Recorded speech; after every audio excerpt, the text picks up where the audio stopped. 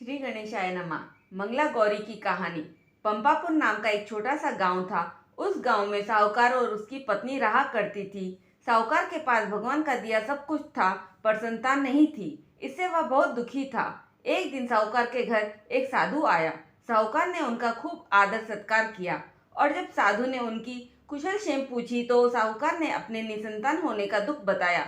तब साधु ने साहूकार को मंगलवार को पार्वती माँ की पूजा और व्रत रखने की विधि बताई। श्रावण मास के पहले मंगलवार से ही साहूकार की पत्नी ने माता पार्वती का पूजन और व्रत शुरू कर दिया।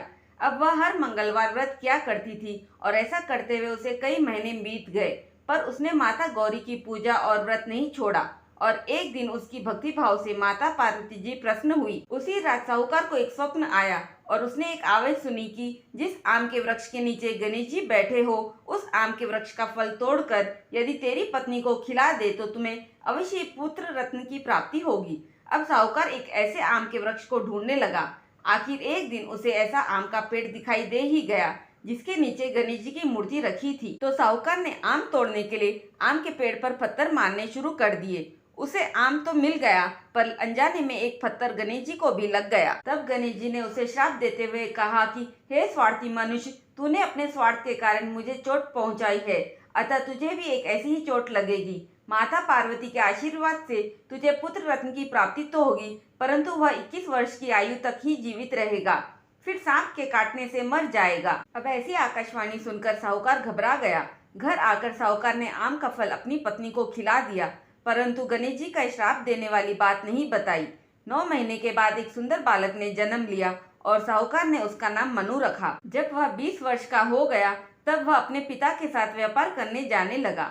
एक दिन व्यापार करके लौटते समय दोनों पिता और पुत्र भोजन करने के लिए गांव के तालाब के किनारे एक पेड़ की छांव में बैठकर भोजन करने लगे। तभी वहां गांव की 2 लड़कियां उस तालाब पर कपड़े धोने के लिए आई। उनका नाम कमला और मंगला था। दोनों कपड़े धोते धोते आपस में बात कर रही थी। कमला ने मंगला से कहा कि मैं कब से मंगलवार को मंगला गौरी का व्रत कर रही हूँ। अब अगले मंगलवार को व्रत का उद्यापन भी करूंगी। इस व्रत के करने से मुझे मन लायक पति मिलेगा और सुख चैन से मैं रहूंगी। फिर कमला ने कहा, मंगला, तू भी अगले साल श्रावण मास के पहले मंगलवार से व्रत को शुरू कर देना, फिर तुझे भी मनपसंद वर मिलेगा। इस व्रत को करने से पति की आयु भी बढ़ती है। यह बात साहूकार ने सुन ली और कमला के साथ अपने पुत्र का विवाह करने का निश्चय कर लिया, क्योंकि वह मंगला गौरी का व्रत कर रही है और व्रत के प्रभाव से पति की आयु भी बढ़ती है। फिर साहूकार और उसका पुत्र कमला के पीछे पीछे उसके घर पहुंच गए।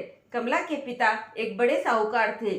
साहूकार के कहने पर कमला के पिता ने विवाह के लिए हाँ कर दी और दोनों की शादी हो गई। शादी के बाद भी कमला मंगला गौरी का व्रत किया करती थी। उसके व्रत से प्रसन्न होकर एक दिन माता पार्वती ने कमला को सपने में दर्शन दिया और कहने लगी, सुनो कमला, मैं तेरे व्रत से प्रसन्न हूँ, लेकिन तेरे पति की आयु बहुत ही कम है। अगले महीने मंगलवार को एक सर्प तेरे पति के प्राण लेने के लिए आएगा। तब तू सर्प के लिए एक प्याले में मीठा दूध रख देना, उसके पास एक खाली मटकी रख देना। सांप दूध पीकर अपने आप ही उस मटकी के अंदर जाकर बैठ जाएगा। तब तू जल्दी से उस मटकी का मुंह कपड़े से बांध देना, इससे तेरे पति के प्राण बच जाएंगे। मंगलवार के दिन कमला ने किसी को कुछ नहीं बताया और माता पार्वती के कहे अनुसार सारा कार्य कर दिया। नियत तिथि पर सांप आया और कमला ने सांप के आगे मीठा दूध रखा और सांप दूध पीकर उस मटकी में जाकर बैठ गया। कमला ने मटकी का मुंह जल्दी से बंद कर दिया, फिर उसे जंगल में छोड़ आई। माता पार्वती की कृपा से कमला के पति के प्राण बच गए और इस प्रकार व्रत के प्रभाव से मनु श्राप से मुक्त हो गया। जब घर के लोगों को सारी घटना मालूम हुई तो सबने खुशियां मनाई और माँ गौरी के गुणगान गाने लगे। गांव की महिलाओं ने कमला से व्रत की विधि पूछी और व्रत करने लगी।